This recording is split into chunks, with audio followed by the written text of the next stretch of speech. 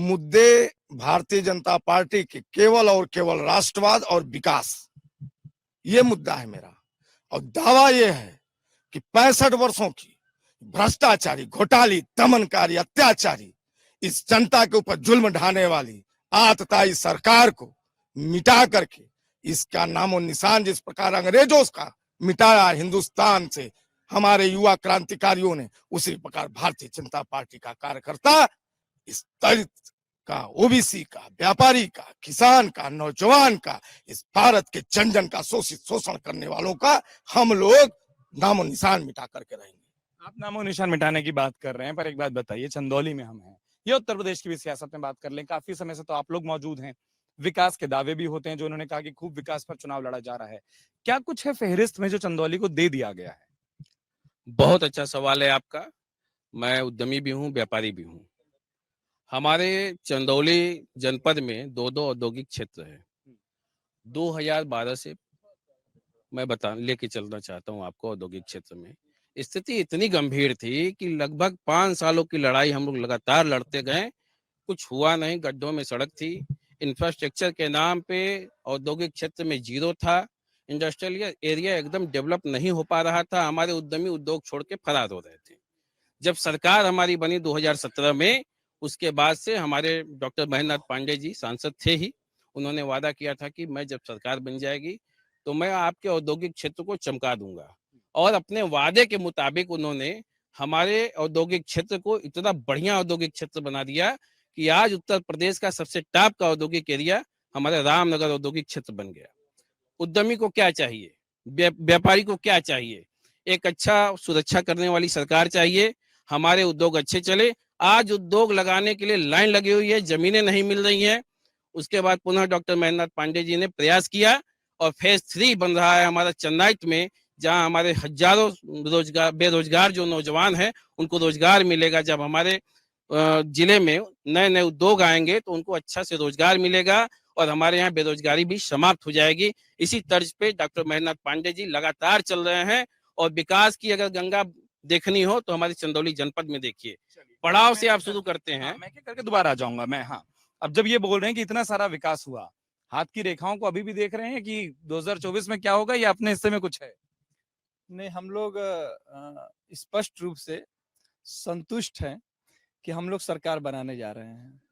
इसका कारण क्या नजर आता है? गठबंधन का सरकार बनने जा रहा है।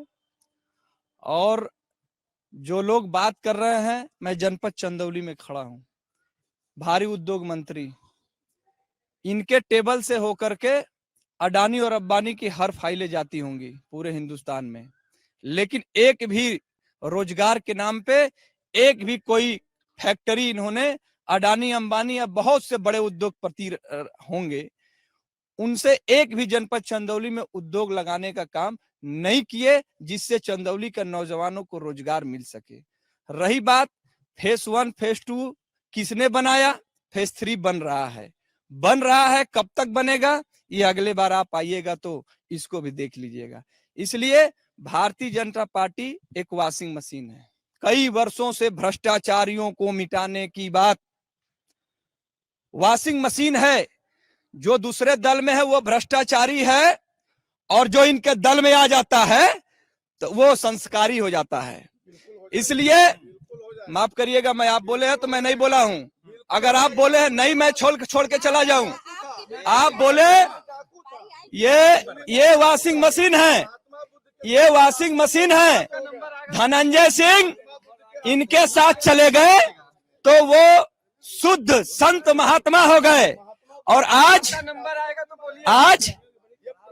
दूसरे बसपा से अगर वो चुनाव लड़ रहे थे, किसी अन्य दल से चुनाव लड़ रहे थे, तो वो अपराधी थे। इनका मानक क्या है वो मैं मानक जानना चाहता हूँ। जवाब भी ले लूंगा। किस बात की दिक्कत आई, फिर मैं वहां जाऊं। और ये तो अब तो हाँ, मैं तो वहीं जा रहा था। हाँ, जो भी डिबेट में करते हैं, बहुत बुद्धिजीवी बन के आए हैं तो अपने बुद्धि का प्रयोग बोलते वक्त करें, दूसरे के बेरी बोलते वक्त न करें। अभी इन्होंने जो भाजपा के लोगों ने कहा कि राष्ट्रवाद, लेकिन हमें ऐसा राष्ट्रवाद न चाहिए जहां किसानों की हत्याएं हो, किसानों को कुचल के मारा जाए। हमें ऐसा राष्ट्रवाद नहीं चाहिए जहां महिलाएं नंगा घुमाई जाए, जिंदा जलाई जाए। हमें ऐसा राष्ट्रवाद नहीं चाहिए। हमारा जो मुल्क है, यह देश का संविधान जियो और जीनो दो की नीति पे बना है। समता मूलक समाज, मतलब इसमें सभी जाति धर्म के लोग रहते हैं, और फर्जी राष्ट्रवाद से देश नहीं चलता है। राष्ट्रवाद चलाने के लिए दरिया दिली दिखाई ना पड़ता है। अब तो किसान भी पछता रहा है। अगर आप ये वीडियो YouTube पर देख रहे हैं तो हमारे चैनल को सब्सक्राइब करें और बेल आइकन को दबाना ना भूलें। अगर आप Facebook पर ये वीडियो देख रहे हैं तो हमारे पेज को लाइक करें।